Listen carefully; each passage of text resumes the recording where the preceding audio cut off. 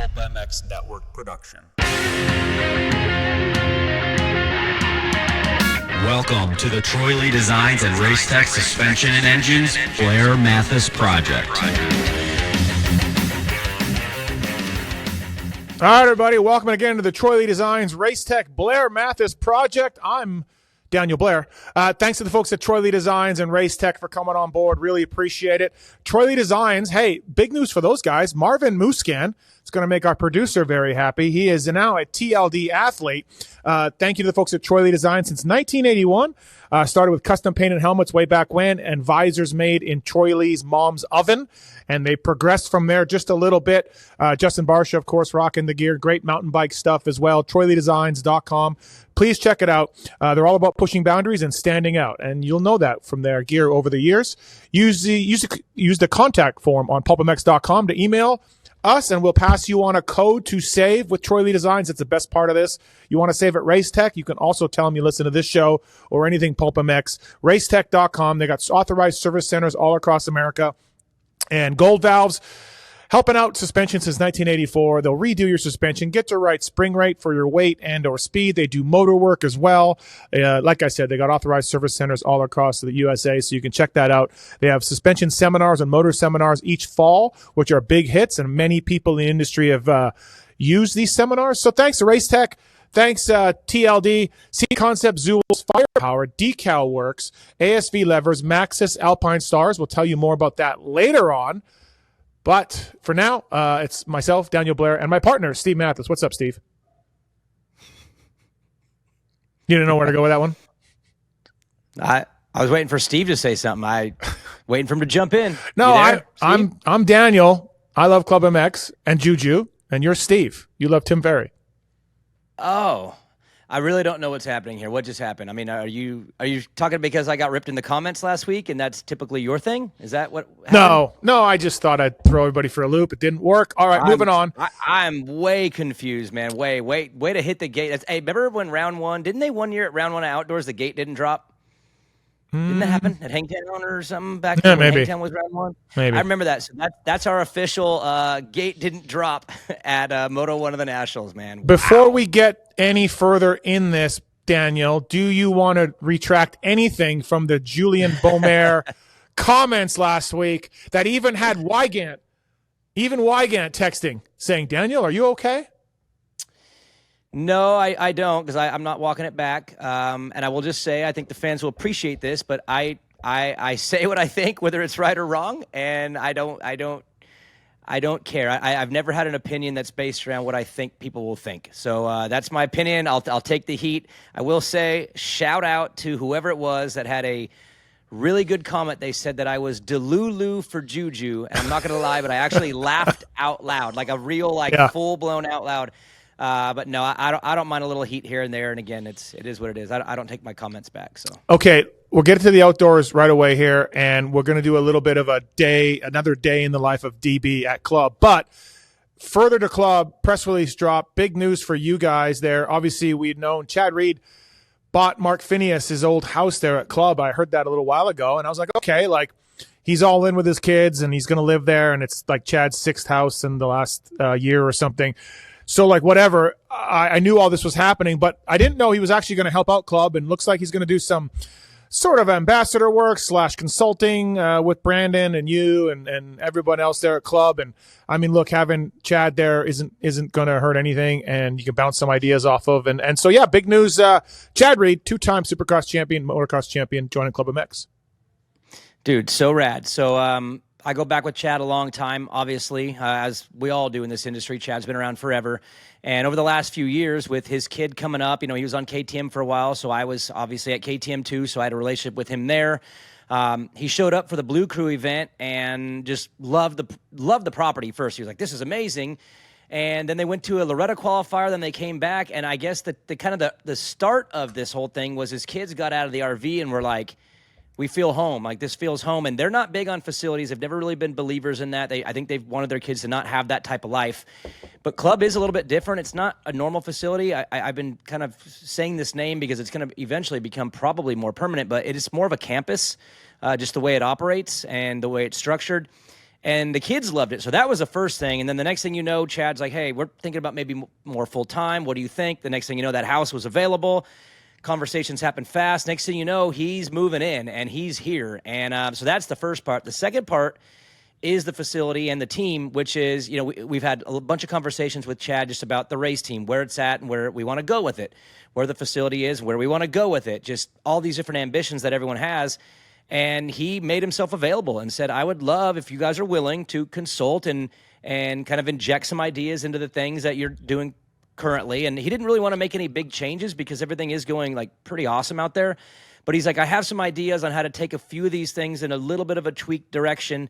And so we had some sit downs with him. Brandon had multiple, and we just were like, it's a perfect fit. Chad's got a lot of knowledge, the things that he wants to offer to our race team, especially the younger riders coming up, like, Alexander Fedorstov, Jessen Turner, Ryder Malinowski.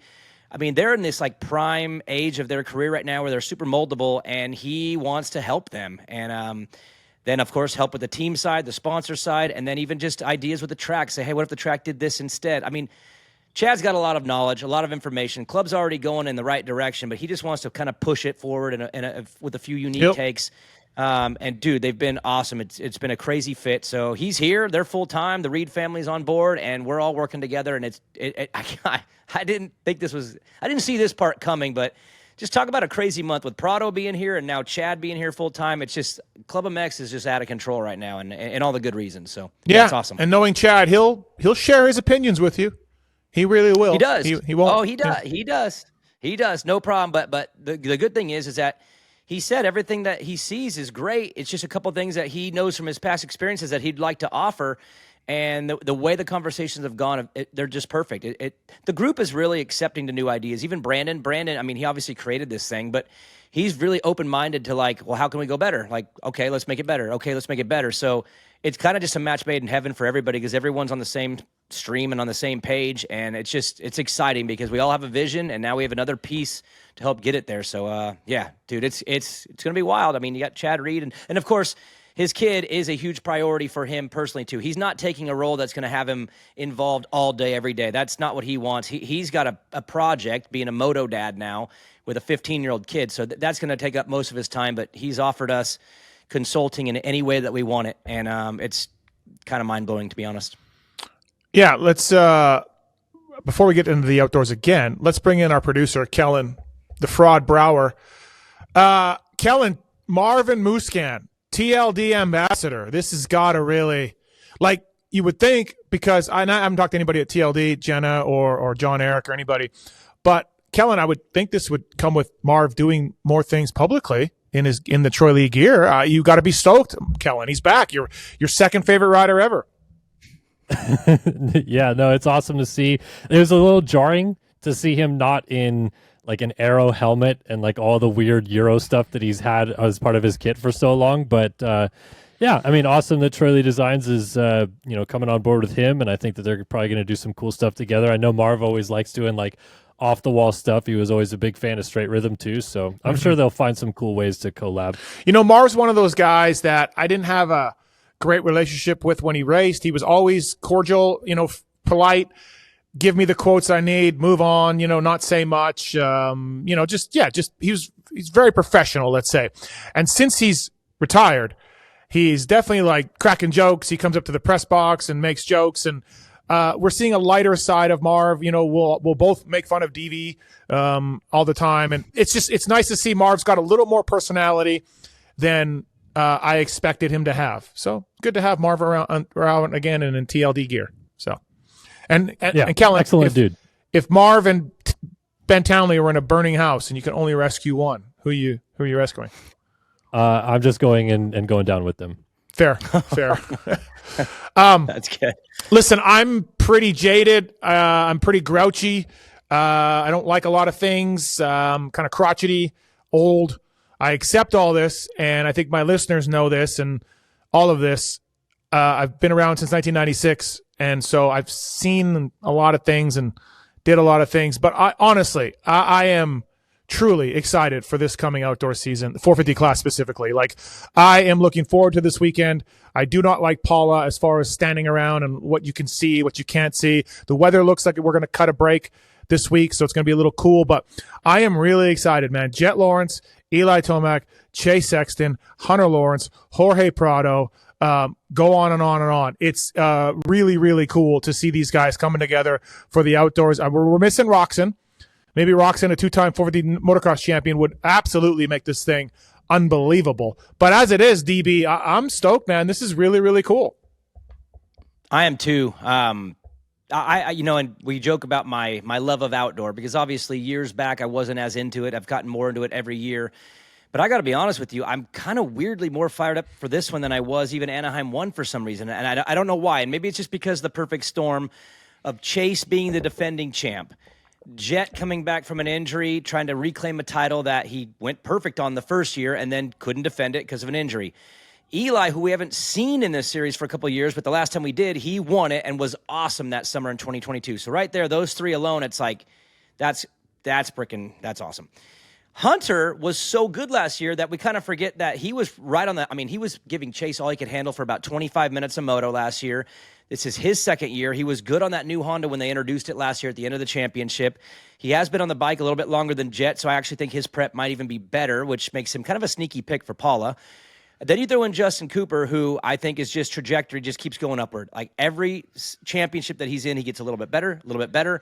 So who knows what he does? And then, of course, Jorge being here, two-time champ. You just put all those six together, and then you still have Malcolm, who is now in better shape than he was a year ago. Last year, he was digging out of a hole. Now he's actually coming from a pretty solid place.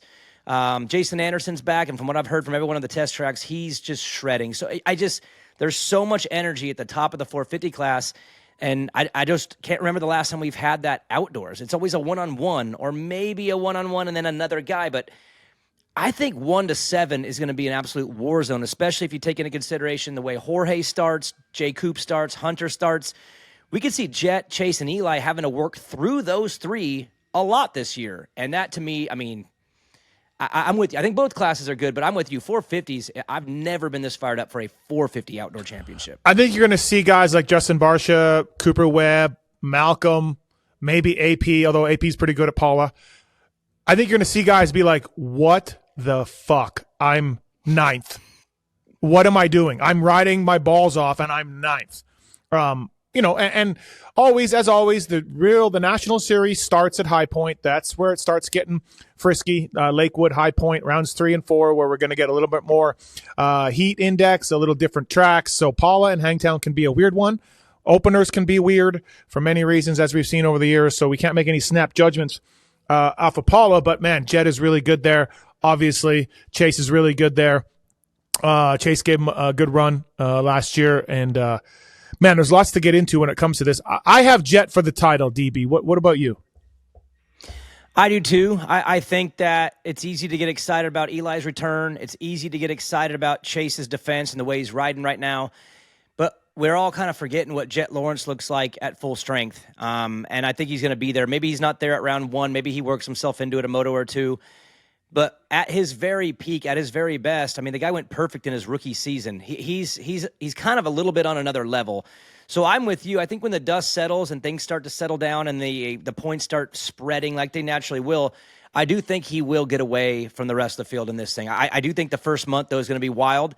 Chase has all the momentum, and when I say momentum, it's just it's gate drops, it's confidence, it's probably a little bit of bitterness from losing that championship, but Eli and Jet might have a moto or two, a round or two to work things out, but that just creates all the excitement that I think we're both interested in. But when it all settles down and we think about 22 motos, that's 22 of them here, I have a hard time picking anybody but Jet in that. I'm with you on that. And I understand the arguments for the other two for sure.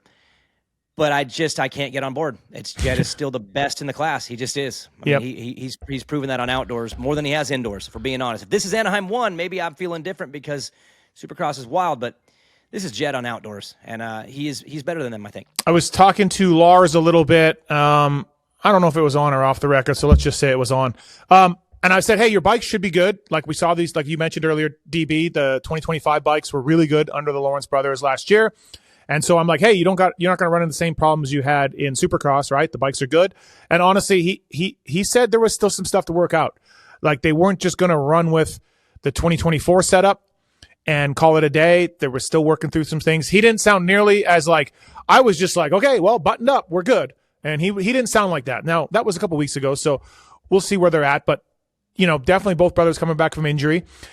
I mean, I always, just in my experience, guys take a while to come back from injuries, but these brothers, man, and even Ricky or Dunge, like remember Dunge broke his collarbone and then came back at Salt Lake City. Yeah. And I think he won that one. Like the elite guys, they don't need any warm up to come back from injury. So I always keep thinking about in my head about that and when it comes to these brothers. And I wonder if we'll even, with Chase focusing on Supercross a little more, trying to get that title, Webb as well, I wonder if we'll see a Lawrence brother 1-2 at Paula. Like I honestly, I wouldn't put it past you.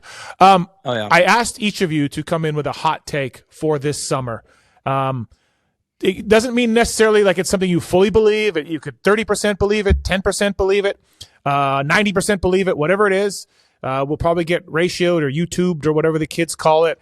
Now, I did this in Pulp Show, and it's actually my hot take was that Chase Sexton would be leaving Red Bull KTM at the end of the year.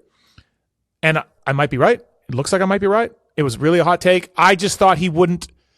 And then as he got better with the KTM and Supercross, I'm like, wait, I think my hot take is off because it looks like the bike is better. But it seems like then it went back. Then it went back. Well, again. I don't know, but like I think my hot take actually might come true from Paula, and that's what made me think about, or might come true for next year. My hot take from A1. So that's what made me think about doing this again in this segment, a hot take, and we asked the fraud to partake in this as well. So go ahead, Kellen. What's your hot take for this summer? Either class, any rider, whatever you think. And again, maybe tell us what percent you're in on this. That'll save you. That'll save you right there. Right. Because if not, the internet will go, can't believe he believes that all the way. Right. Like, hold up. Yeah, I'm definitely not all the way in on this, but That's I why will it's a hot say take. That's why it's a hot take. leaning on history a little bit, just based on like the lack of talking about this guy at all. I say Joe Shimoda is a title contender outdoors. Like I legit think that he can go toe to toe with these guys in any moto. It just depends on how many motos he does that for, which is why I'm not all the way in on this. Like I'll say maybe I'm 25% in on this take or something like that. But I genuinely believe that he has the speed to race these guys every single week. And if he does it every week, he should be winning the title. So it's probably ridiculous to say that, but he's done it before. So. I mean, you use the words toe to toe with these guys. And so that's a hot take. That I fully believe that's a hot take because Joe Shimoda going toe to toe, it doesn't happen. So good job, Kellen. Yeah. Hey, hold up a second. If you think back to Hayden Deegan over the last 12 months, he has this thing where he beefs with a lot of people, right? It seems to be every 2 weeks or so it's somebody new. The one rider who I have seen fight back is Joe Shimoda, and it was at Seattle this year when he stuffed him like 2 or 3 times in that one race. So he may be the one to actually go toe-to-toe with the Deegs because he is the one that's actually fought and back in the last 12 months. So Kellen might be onto something there. All right, Daniel, hot take. Well, I'm going to go with a hot take, and it's a double down from Supercross. And, I predicted, I think it was on Pulp, I predicted that Hayden Deegan would sweep the Supercross championship. And he obviously did not do that. He still ended up getting it together, and he won a round early. So he did win it in, I would say, convincing fashion when it was all said and done. But I'm going to kind of halfway double down, and I'm going to go 50% that I believe it. I think he can go 11-0. And I don't think he can win them all every moto because there's just too much talent from 2 to 6, I believe. There's guys that are going to take shots at him in motos by here and there. But the dude found a way last year to almost win all of them. I mean, he won the majority of the overalls, and he did it by crashing a lot too. And I do believe he's going to be better in that department. And if he stays off the ground, I really don't see how anyone gets 2 motos on him. So I'll go 11-0 for the Deegs with a 50% belief. All right, yeah. See, that's a hot take. You guys are doing a good job. All right, I'm going to continue on sort of my Supercross thing that I was on, and ultimately I think I was proven right, although JT would beg to differ, of course, and I'm going to go like I'm 30% in on this. I think Tomac struggles. Everyone is talking title, title contender or winning the title, and the dude's got 4 of them, 450 Motocross Championship, so he's a bad dude, but Yeah, guys, he hasn't raced for 2 years outdoors. He jumped in last year. He was okay. He got better as the SMX series went on. He hasn't raced a full series in 2 years. He is coming off yet another injury that preceded another injury. So he's 34, 33, 32. Age is undefeated in Pro Moto. And I'm not all the way in on this, but I think Eli Tomac struggles. Now, the form of struggling, wins one round, off the podium a bunch, that kind of struggle. It gets harder, man. Eli's 32. Thank you, fraud. It gets harder. I'll add, hot take, breaking news, Eli Tomac has canceled all PulpMX appearances for the 2025 summer as of whenever this comes out. He don't care. He don't listen to this. I know. And he's been mad at me before and then come back on the show. And it's fine. Let me put you on the spot then, though.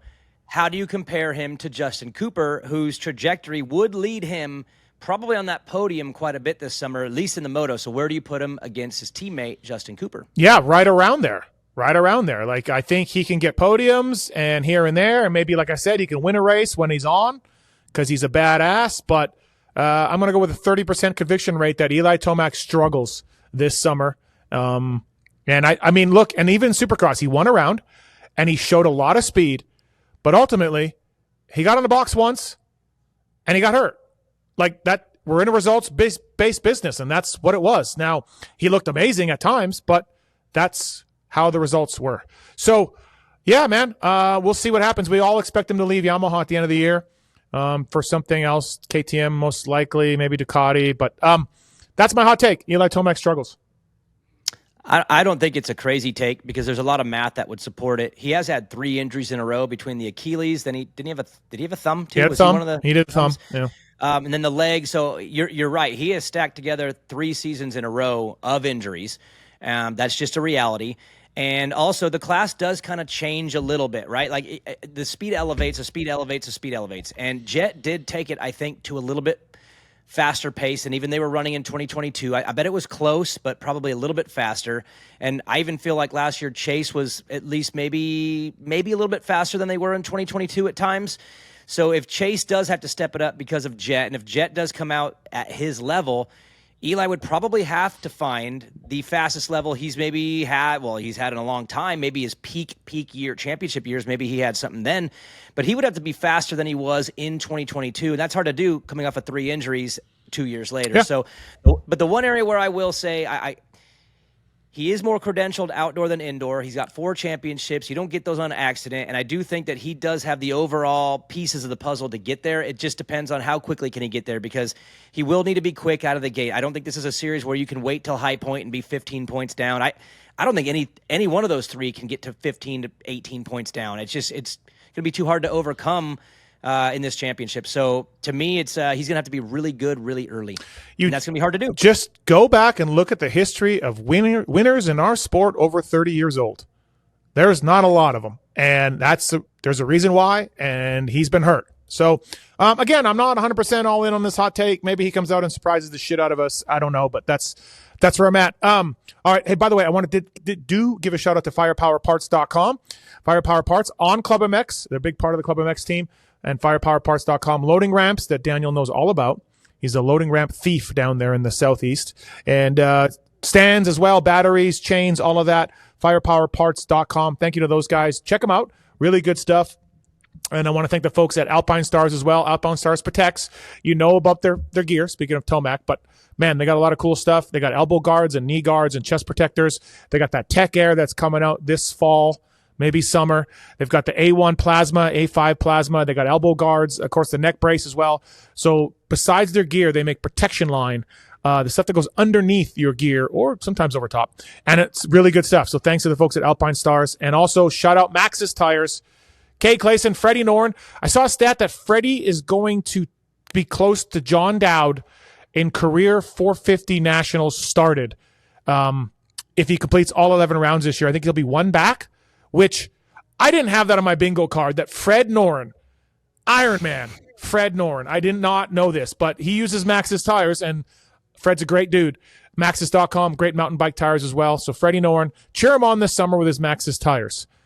All right, Daniel, we always we have a group text with the three of us, and we go back and forth with topics. And you threw out an RJ topic that I kind of can't get behind, but go ahead. Wait, what? Yeah. Can't get behind the topic? Yeah. Oh. Which part of it? Go ahead. Give us your thoughts on RJ.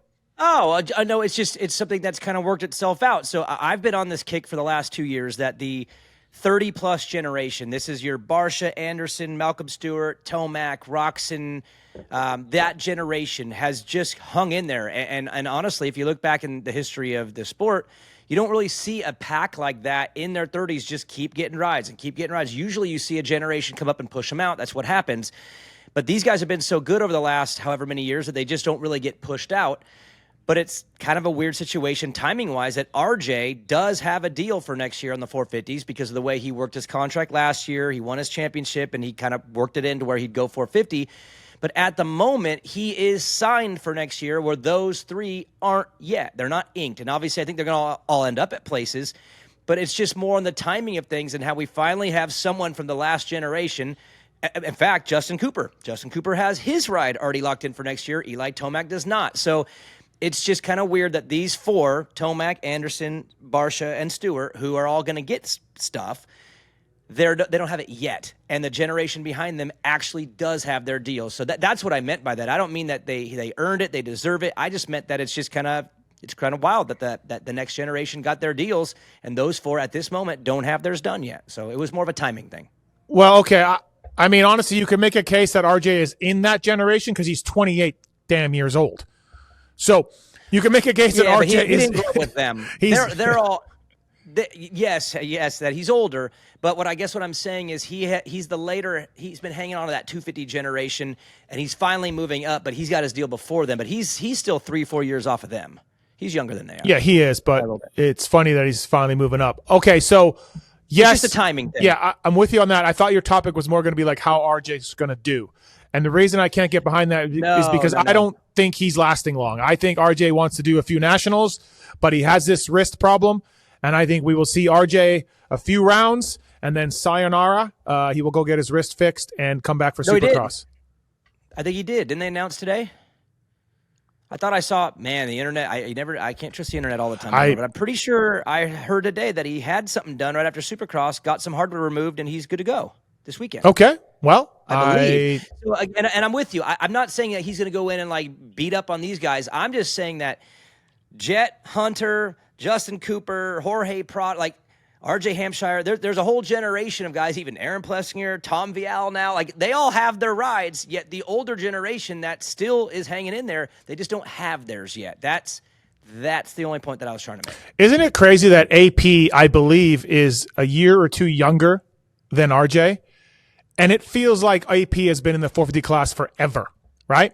He went early. Remember, well, he did go he really won, early. He won indoors and out, and he moved up, right? That was it. Moved up, which is not typical. They usually defend and hang on, but you're right. He did move in way early and got a 3-year Yamaha deal, I believe. Yeah. Kind of young. So anyway, if RJ did get his wrist fixed, then that's cool, and we'll see him this summer. I'm looking forward to it.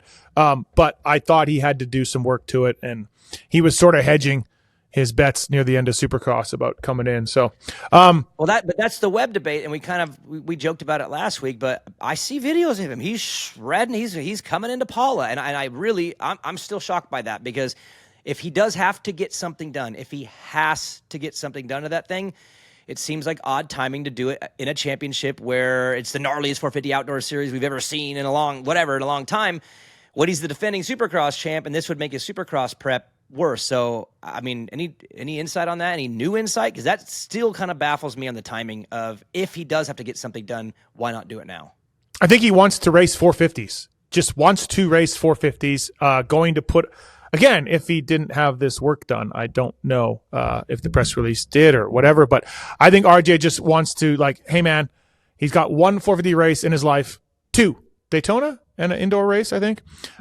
And he just really wants to race a 450. So I don't blame him at all for doing that. Now, does RJ race or does Rick race? Because Rick at Salt Lake City was out of hand. first off, I think we may have just hit the gate a second time in this episode. I was talking about Webb, but that's okay. Wow. We can move forward. Holy smokes. But I do think, well, which one's Rick and which one's RJ? Rick was in Salt Lake City. Rick was in Salt Lake. Okay. Then I think we get RJ because RJ was good on the 450. He came out and won his very first heat race at Daytona against a bunch of dudes. I remember that night. It was wild. So if Rick was in Salt Lake City, I think we get RJ this summer because I think the 450 will tame him down. So I said on one of my dumb shows that I thought, well, no, actually it was Phil. I was saying, like, look, I don't think Webb's in for the whole outdoors. He wants some SMX points, and then he's going to check out and get this thumb fixed or whatever that he's re-injured. Yep. And then his buddy Phil, who said he did not talk to Coop, put his outdoor at 6 and said he thought he would do 6. Well, I got a text from someone close to Coop that said, nope, he is good. He is in for all of them. He wants those SMX points. He wants to be seated up high or at the top, and he's in for all 11. So there we go. That's the latest I got from someone that would know. So, yeah, Instagram today had him shredding, and I don't know. You never know when those videos are taken, but there was a video that came out today, and he looked good. And I'm anxious to see what a motivated summer Cooper Webb looks like because he is a 250 champion and he has won around. So it's not like he's not good at it. It just seems like he's found a way to not have to be there. But if he's actually into it, I kind of want to know what that looks like. So I'm excited. I'm just confused by the timing if there is a surgery pending on the schedule. It's insane that Cooper Webb won a 250 national championship and then, like, literally has won one race in 450 outdoors, maybe gotten, 3, 4, 5 podiums. I mean, Dino's kind of the same way, but injuries just racked Dino badly, big injuries, one after another. So I give Dino a pass. But when you look at, Tomac or Roxon or Baggett or any national champion in the 250 class, even AP, they do damage in the 450s, and Webb just hasn't been able to do that. It's certainly an odd thing for sure. All right, Hunter versus Masterpool. This was something you wanted to talk about? Yeah, I was just curious, and I like Kellen's opinion on this too, on just where we see them at the first round, because Hunter, again, he's sneaky good at Paula. He's always been really good there, too. He has had some time on the bike. He was great last year. It reminds me of Masterpool a little bit. Like, we kind of have forgotten about how good he was last year, where Masterpool was good last year, too. He didn't have the prep coming in. He hopped on the bike, I think, the day of the race, or he rode at Paris or something like that. And then he went on to win a national, the first overall he ever got, had a pretty good summer. And then he's now kind of disappeared, and we're forgetting about him. I hear people talking like, oh, yeah, I think Kitchen's going to be good, and Hymas and VL. And I'm thinking, I agree, but what about Masterpool? So to me, those are two of the bigger question marks for me on how they do at the opener. I think they're both going to be good. I think they're both on the podium, possibly, probably. I'm just curious of which one you think does better, just based on last year's history of both being good and both coming in quiet because they haven't been around in a while. From people I talked to at Pro Circuit, this Masterpool thing is not going well. I wouldn't have high expectations for him this summer. It's really big for him, I believe, to stay on the team. But he's got an ankle injury that he's been dealing with. He's been on the bike, off the bike. He said he wanted to come back in Supercross, and it was riding a lot, and then sort of wasn't allowed back or didn't want to come back, or I don't know, man. When you talk to Peyton about Masterpool, and he didn't say this, it's just a feeling I get, and I know Mitch well, high frustration level right now with Masterpool. So I don't have any hopes from Ty, judging on the ankle, judging on other things. So I'll go Hunter with an easy call on that. Hunter Lawrence, maybe top 3 or 4 at Paula. Kellen? And then Masterpool, what, like 5'6"? Because, I mean, he's still one of the elite 250 guys, right? I mean, even with the question marks, I have him there. I have him easily in the top 5 as far as top 5 prospects coming in as championship guys. You don't have him there? Because I do. I mean, fifth at the No, 4. I don't. I don't, because of all these things I just said, Daniel. Dang. All right. So where do you got him then? Put a number to it. I have no idea. 10. I have no idea. Honestly, I don't even know if he's racing. His ankle's jacked up. I have no idea. Just to jump in on my side, the Hunter thing, yeah, I agree on that with Steve, that Hunter is more of, I think he's going to come out swinging more so than Masterpool. If we had a sleeper pick winner, that would be my sleeper pick. I don't know if you'd call it that because he won races last year, but based on everyone talking about the other big 4, I feel like he's not being talked about enough. And the other big four kind of all have kind of question marks too. And he has been riding a lot for a long time and probably is about the most ready he could be for outdoors. So I have a lot of high hopes on Hunter, just even this weekend alone. And I agree with you guys on that. I just think Masterpool might be coming in more prepared than you think. Just the word that I've gotten is that I think he's pretty ready. So I wouldn't be surprised if he's on the podium too. Oh, wow. I just think with Masterpool, I don't think I look at him as a Paula guy personally. Yeah. I think that like he'll be really good mid-season, but I think that these couple races might not really suit him as much. I agree. Okay. He's better at starting at Lakewood. He's good at Lakewood, and that's usually where it starts for him for sure. But I think he's more ready than people are expecting. Let's go this. Jmart, Paula Finish. Jmart. Kellen? 6-8. 11-9. Steve, we're very similar most of the time. I was going to say 9-11, so I'll swap you on that one. Yeah. But yeah, 9-11. I'm 10th overall. Not a great track for him. Little behind on prep. First race in a while. 11-9. 9-11, whatever. Yeah. But I think he's going to be good. I think Jmart, it's maybe the coolest part of the summer, and maybe we can devote next week's show to him after we watch him a little bit. But I think it's one of the coolest things all summer for sure. By the way, use the contact form on ClubMX to get the code to Troy Lee Designs, troyleedesigns.com. We'll give you a code to save directly from those guys. Mountain bike gear, moto gear, mountain bike helmets. Their moto helmets are something that they're really proud of. troyleedesigns.com. Race Tech as well, racetech.com. Get your motor work done, get suspension work done. Seat Concepts as well, Pulp 25, 15% off your next purchase with Pulp 25 at Seat Concepts. You look at Factory Beta, Phoenix Racing, AMA Pro, Yamaha, SLR, Honda. They're using Seat Concepts for their seats. They got their Comfort Series if you're like a dual sport guy / vet rider. They got the Race 2.0 if you're a little more serious about things. Proprietary foam and handcrafted seat shapes are made in the US of A. They put you and your ass in a better place, no matter what element you got to deal with. And Zulz Bag Co. ZULZ bagco.com. Zach Osborne, Trey Kennard, Triumph Racing, Phoenix Racing use Zulz bags. They've got a bag that's massive. It's maybe the biggest gear bag I've ever seen in my life. Daniel could fit in it easily. And they're covered with backpacks, roller bags, gear bags, and more. High quality, real world use functionality are just a couple reasons why Zulz is the official sponsor of those race teams. And sporting gear, moto gear, whatever it is, Zulz bag, ZULZ, bagco.com. Pookie's got a Zulz bag she travels with exclusively for a carry-on. So thanks to those guys. All right. Since we're talking about Steve, just so you know, my Zulz bag, I fit all of my clothes for the week and all of my podcast, video, YouTube, all my equipment and clothes all in the backpack. Wow. For the whole week. Yeah. For when I come here. That's the one that's how big it is. That's the one you're supposed to have behind you with Zulz ass, and then you did it a few weeks and you never did it again. That's the one? I'm looking at it. It's literally right there in front of me. Okay, that's that off the camera though. I know. By the way, but I see it and it's beautiful. We're gonna have our fantasy picks again. The fraud is agreed to help us out with some motocross fantasy, so we'll keep track of that. I am the defending Supercross champion, and I love it. Mikkel Haarup, Triumph rider. I think everyone will be surprised by this kid. The long list of Danish motocrossers are out there.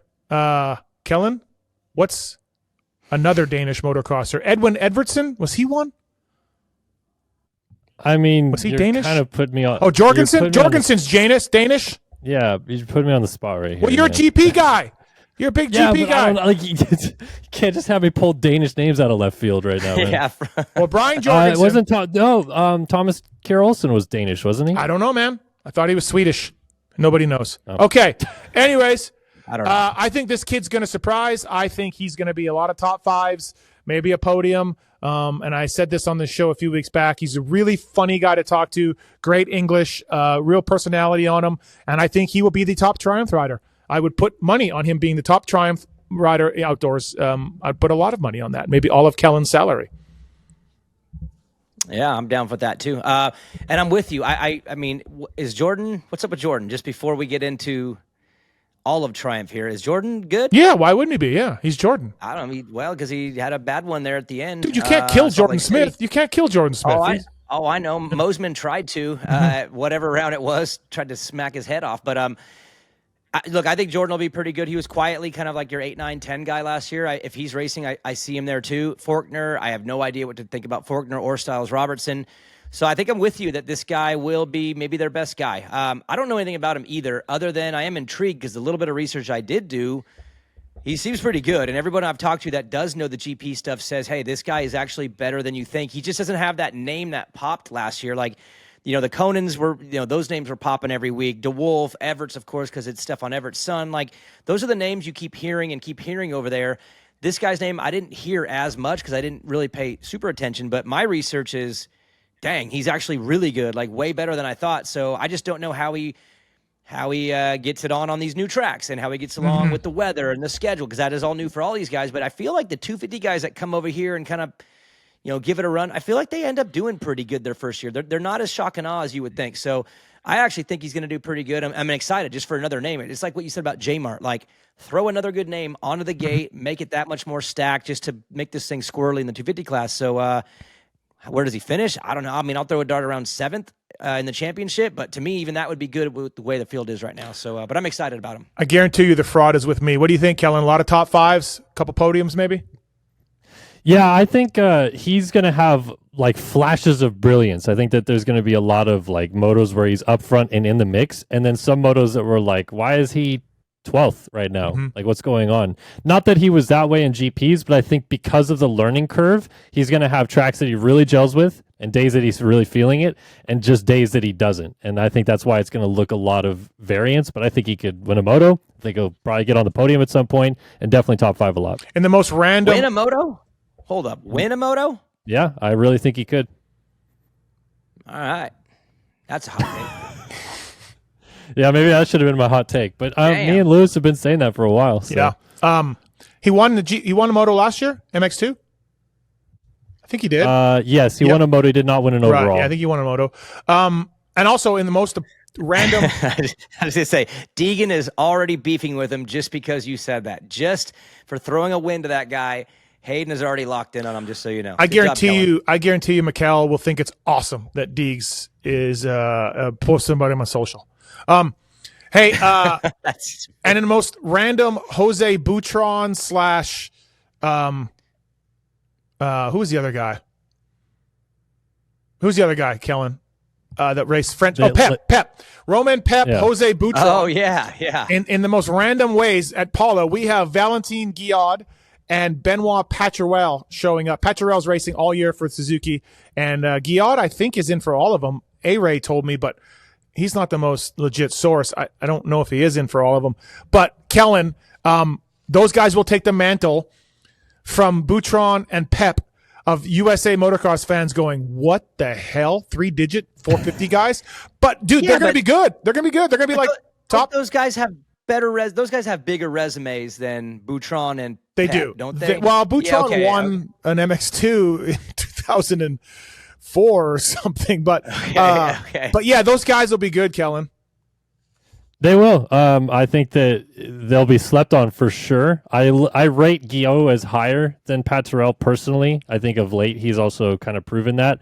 Yeah. But Paturel has many successes. He's a Motocross of Nations champion with Team France, which a lot of people probably forget about. And he was really good in MX2. He just never really panned out in MXGP. Whereas Guillot has had like 2 different careers. Dude, Guillot was nowhere 2 years ago, 3 years ago, like gone from the scene.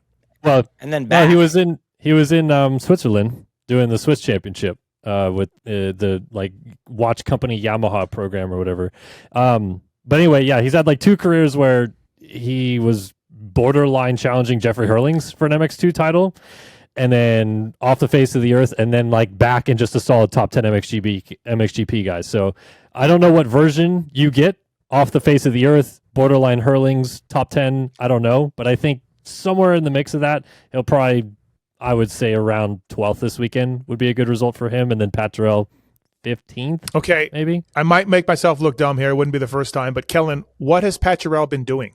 I've literally... Yeah, I haven't heard of him in a while. What happened to him?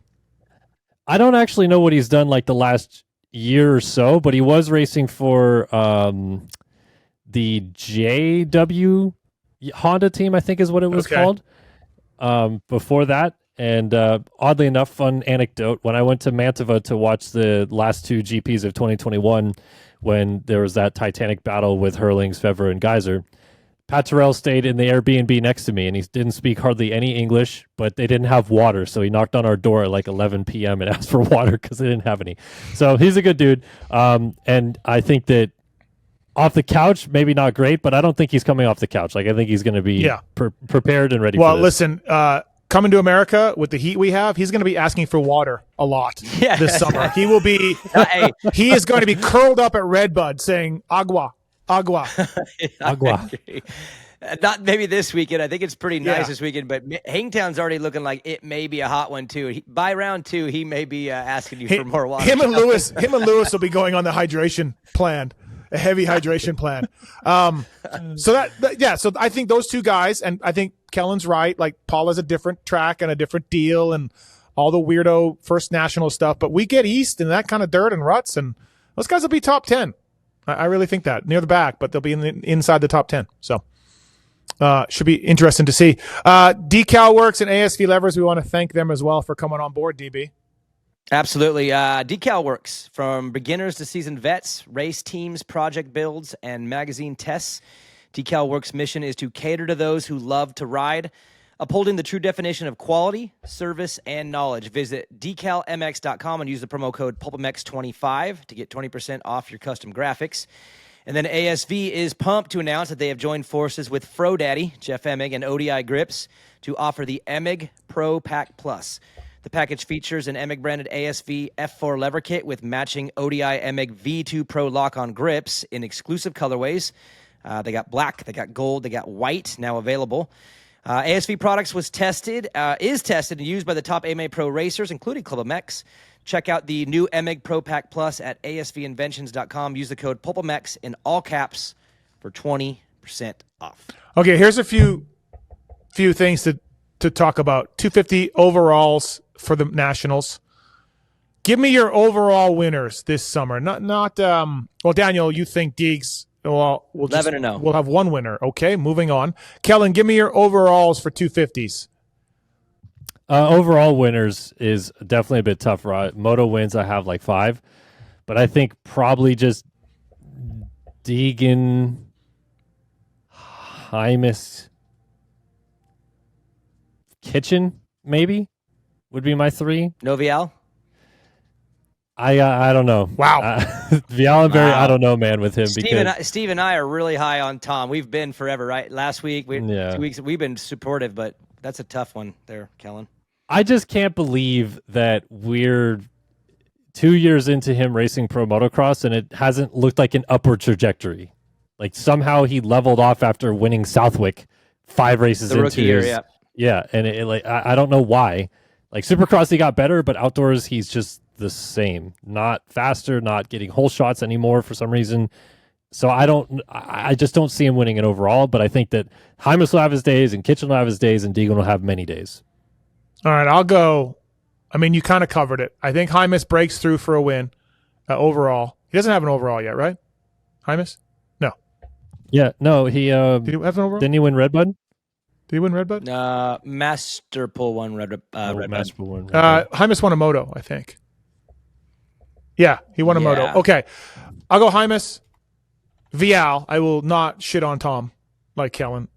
Deegs.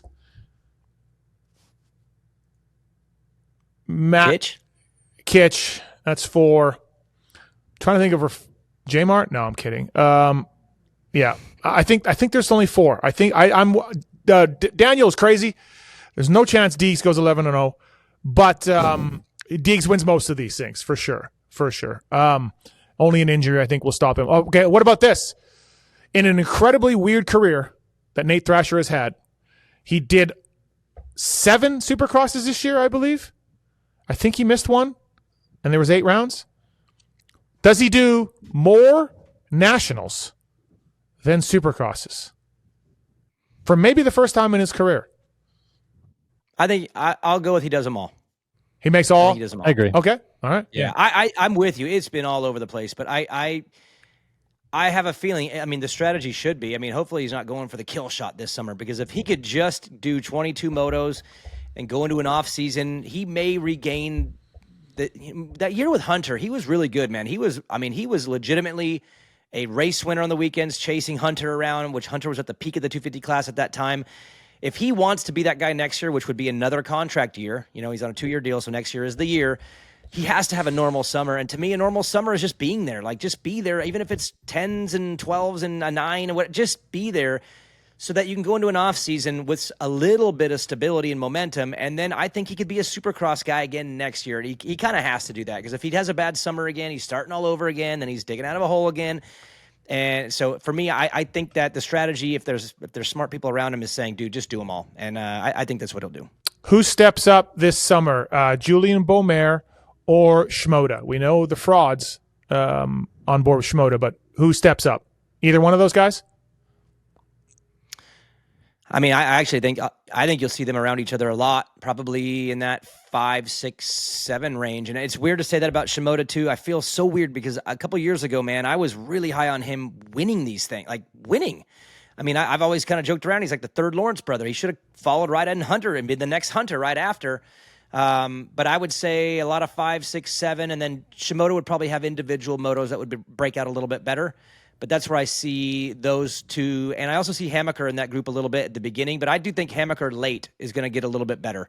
Once he gets his outdoor stuff going on, we go east. So I'll put those three in a pack together with Hammaker kind of breaking through, say, round 4. I like Hammaker. Leaving them. I like Hammaker to be better and not get hurt. But then I think maybe the summer of 2026 he can take a step up. And this summer we'll see him 4, 5, 6, maybe some podiums here and there. I don't project the same leap for Seth Hammaker as in motocross as I do Supercross. I did forget an overall winner, though, by the way. He will not start the series, but yes, Max Anstey will win an overall down the road. Wow. By the way, Hymas did win Redbud, so just the overall? Yep. 4-1. Did Masterpool win 5. Did he win High Point overall? Yes. No, you're oh, wait, Kellen. Yes, he did. Kellen. Yes, he did. He went 2-1. Masterpool won High Point overall, not Redbud. Yes. Yep. But why do I have Hymas Redbud? Last year was 2024, correct? Yeah. Yes. Why do I have him with 1325 points? Hymas, according to the AMA. Did he get docked points? Maybe he got docked afterwards, but like overall wise, he stayed atop the podium, and like I don't think he got docked. It says 13 points for the first moto. And he won the second one. And I believe maybe it was the next week that he was cooked. Was it the next week that he got cooked? Yeah, he was definitely. Anytime you beat Deegs, you get cooked. So I'm trying to think of which week he was cooked. Right. Okay. Well, it appears the AMA is either hashtag never change or there's a penalty that we're missing. Which he 4-1 on the Pro Motocross website too. 1-5 Masterpool, 5-2 Shimoda. Okay. So fourth is what? 18 points. Yeah. Okay. So maybe 5-point penalty. Yeah, they don't. Post-race? They don't have a fourth in the first moto on the point standings I'm looking at. That no one got fourth. So I'm telling me that yes. No, nobody did. No, you know what I mean. Nobody's got 18 points. So okay. This is great. This is great pod.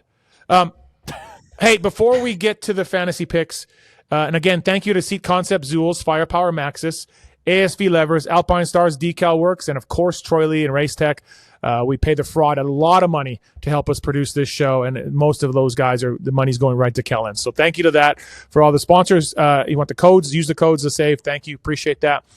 Before we get into fantasy things, off-track drama, of course, with Lucas Myrtle, who represented the Lawrence brothers and everybody else. He is on social media. We've all seen it. Daniel, it's really unfortunate. I said this on my show.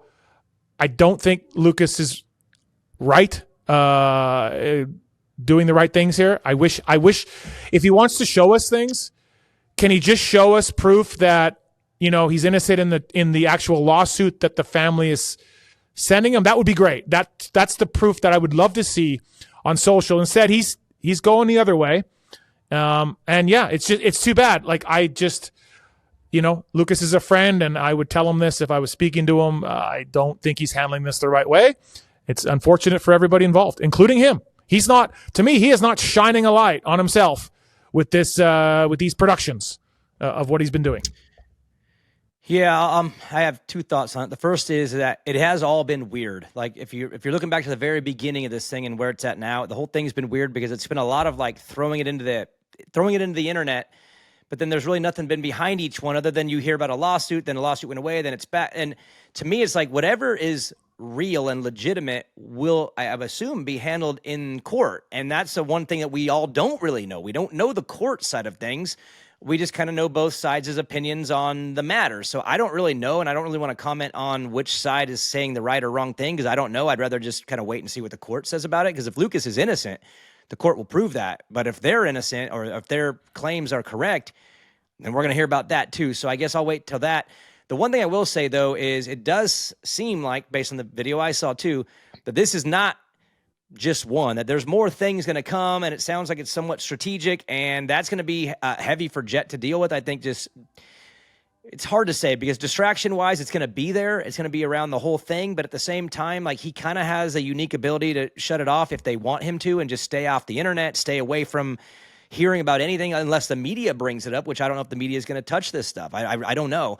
But I will say, based on what I saw in that video, because I watched the whole thing, this sounds like chapter one of I don't know how many, and I don't know which one's next. I don't know. Lucas has put up some cryptic messages, and I don't know what he's leading towards, but it sounds like we're going to find out more through him. But me personally, I guess I would be more interested in what happens on the legal side, what actually happens in court. And I until that happens, I really don't even know what to believe or what to think because it's all being kind of it's like a ping pong ball a little bit. And I just don't know what the truth is. The truth will come out in court, I guess. Well, I would say it hasn't really been a ping pong ball. The Lawrences filed their lawsuit, and they've said nothing of substance since. I intend to ask Jet or Hunter, if I get a chance to, about their thoughts. They're going to just say, hey, it's too bad. It's before the courts. We'll see what happens. But, I'll ask them. I'm just curious, if you were currently rep by him, the Coonan brothers or Vial, wouldn't you be like, wait, this guy's been holding on to, he's going to make a video if I leave him, or he's going to, sully my reputation if things don't go right down the road? Because let's face it, riders and agents break up all the time. It's happened many, many years in our sport. I would be, if I was currently being rep by him, be like, wait, this is my guy who could currently maybe come out with something like this down the road. So, and I don't think anything from Honda or the Lawrence family, obviously we don't know everything that Lucas is planning on putting out, but to me, it's an act of a guy that's pretty desperate, and I don't think Jet or Honda are going to be affected by pretty much anything. Put out a public apology maybe if something comes out. But as I've said many times, like Mitch Payton would hire you if you were a serial killer if you could win. So I don't see anything happening as far as any of the Lawrences unless it's massively damaging, and I can't see that.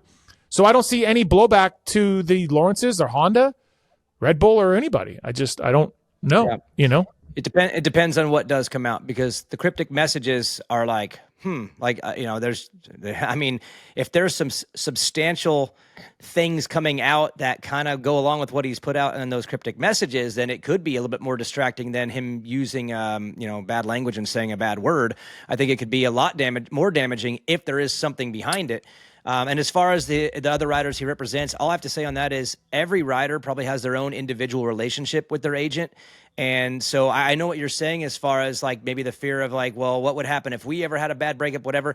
But not all the relationships that those guys had were like the one that he had with the Lawrences. Theirs have been way minimal compared to that. So it's hard to say what each individual rider is going to think about that because their relationship with him is individual. So again, this is the weirdest thing ever, and I know both sides. I'm with you. I know Lucas. I've known Lucas for a long time. I know the Lawrences and their family, and I'm just sitting here watching kind of with my jaw dropped like, wow, because I just didn't see it coming, number one, and I'm shocked that we're still here, and it seems to be escalating of all things. So I wouldn't say I'm watching eating popcorn because that would be like enjoying it. I'm more watching with my jaw dropped like, wow. If Lucas is listening, I would love to see some proof that you didn't do the things that they're suing you for. That's all. That's what I really want to see. And if you didn't do them, then yeah, man, you should go after the family and WMG with all of your might. And you probably never have to work again. But I just want to see that proof before I see, 10-year-old videos or whatever else he's got on Travis Clark and WMG and these other guys. The thing that's in the court of law, that the reason the Lawrences put that statement out, I want to see some proof of that and all of that, So we'll see. I don't think it's a great. I mean, it's really the things that Myrtle did to help the Lawrences and the things the Lawrences did to help him. It was a mutually very beneficial relationship that enriched both sides, and it is a goddamn shame that we're at this point right now. Where we're at. So I'm with you, Daniel. We'll just wait and see. But it's I'll kind of end. I'll end where I started, which is I'll make my assessment and analysis as soon as I see the courts figured out first. Because that to me, there's where the evidence lies, and when that gets solved, I'll have a stronger opinion. Because right now it is confusing. I'm with you, and it's sad. It's sad to me. I don't like to see it, but it is what it is. Okay, moving on. Fantasy picks. Here we go. Outdoors. The fraud is going to try to trip me up again. He's clearly Team Daniel Blair. I can sense it. I can sense it in these shows. I can sense it on group texts. But I will fight the good fight, as the rock band Triumph said. Great Canadian band. And I'm great at outdoor. I always have been. It's my strength. Yes. And so I'm coming on strong this summer. I've been waiting for the summer finally. When I think of Vincent and Daniel Blair, I think outdoor warriors. Absolutely. 35-minute moto killers. Yep. I know oftentimes, like, again, I was around when you raced, Daniel. I can't tell you how many guys I talked to that are like, dude, Blair was coming. He was hounding me. It was 30 minutes in. I had nothing for the dude. He had LBZ gear on.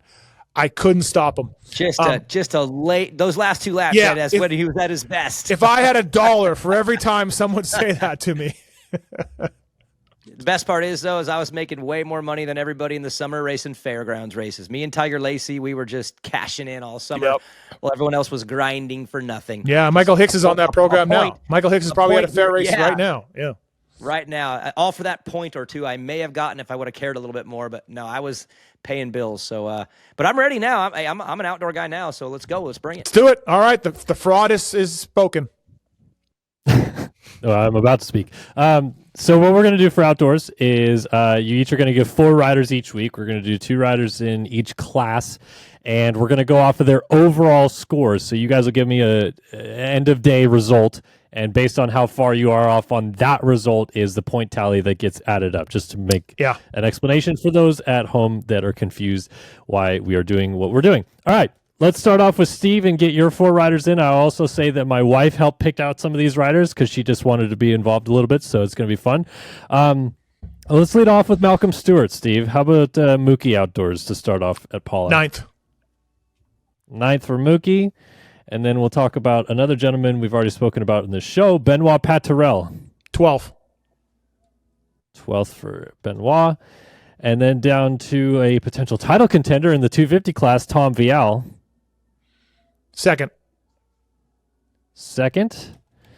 And another gentleman we've already spoken about, Mikkel Haarup. 7th. All right, there we go. You got your Those are fantastic picks. I feel good about those picks. I'm nervous. Right. I'm nervous. Those are good. That's right around. I mean, that's pretty close to what I would have said. Vial one, I think you're a little rich on Vial. Okay. Other than that. All right, on to DB, leading off with Aaron Plessinger. 6th. Wow. Okay. AP's good at Paula. He was good last year at Paula. Oh, my God. Horrific pick. Horrific. Next one for you, the stopwatch national champ, Colt Nichols. Oh, man.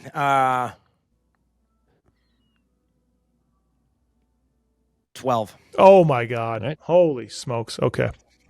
So you guys literally just picked the teammates to be 12 this each. week. So now we have Yep. the Hep Inner War. And then also, how many tiers does Larry Brooks have in the manager's tower when his 2 riders are 12th? Battling for 12th. 12th. And he just came from Ken Roxon winning Supercrosses. Yeah. Okay, down to the 250 class. Maybe fired up from the heartbreak. How about Seth Hamaker at Paula? Man. 6th. Okay, 6 for Hammaker. Wow. And last but not least, Mr. Haarup's teammate, Austin Faulkner.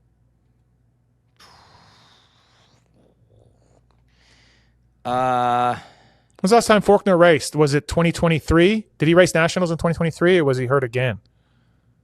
He's done a few here and there, a few He different didn't race times. last summer, obviously. I'll go 15. 15th for him. His last outdoor was Ironman of 23. Okay. Got 11. All right. But the week before that, he was 4th at Budds Creek. All right. Oh, 15th. Yep. All right, 15th. Good stuff, gentlemen. All right. All right. There we go. I feel good. I mean, yeah, I feel good. I feel good. I'm scared. Yeah, I feel good. I felt good, but I'm a natural. It's a natural tendency of mine. But you were so harsh against my picks that you made me question them like immediately, and now I'm like, no, I got to stick to it. I felt good when I said it. I'm in your head, So, man. I'm You're like, in my head at round 1. I'm coming in a little iffy at round 1 of the outdoors. I'm overconfident maybe, but no, I'm good. We're gonna win this thing. I got it. all right. And then to wrap this thing up, Daniel, I sent you this on Instagram. My Toronto Maple Leafs once again choked it away. And, you're a Dallas Cowboy fan, so there are many memes going around. Stephen A. Smith was even talking about the Maple Leafs and telling his viewers in the U.S., of course, that they are the Dallas Cowboys of the NHL. And he was laughing at them just like he laughs at your Cowboys. So, so I feel it. Yep. I just want you to know that I am actually going to put some money down on the Cowboys to win it all this year because the odds are heavily in the favor of them not doing it, and I'm so against them lately that I feel like it's going to go the other way, so I'm going to put a little bit of money on it just in case. That way, if I do ever win with them, I can win twice. There we go. So I'm putting some money down this year. Their odds are not great. All right, that's the show for this week. Thank you to Troy Lee and Race Tech, of course. All of our partners use the codes. Thanks to Kellen Brower. DB, thank you, buddy. Appreciate it. And so You're going to Hangtown, right? I'll be at Hangtown. You're not. Kellen, are you going? No, maybe. I don't know. Steve? No, I'm not taking you. You guys are there you go. So then I'm not. Oh, you're not. Okay, so swaps uncommitted. out. You're not in for swap. I wasn't going. Yeah. I'm not. I didn't know if that I'm was like out till High stamped. Point. Yeah, I didn't know that was stamped. Okay. No, I'm out till High Point. Yep. All right. I'm going hometown race, dude. I got family to see. I got business to attend to. So And Kellen I'll be hanging out. Kellen's pure spectator at Paula this weekend. He'll be up on the hillside, waving with his shirt off, waving on VL. And Voland. Voland, yeah. And Voland, for Voland, sure, yeah. All right, everybody. Thanks for listening. Appreciate it. Thanks for watching as well. And for Daniel Blair, Kellen Brower, I'm Steve Matthes. See you next week. Later.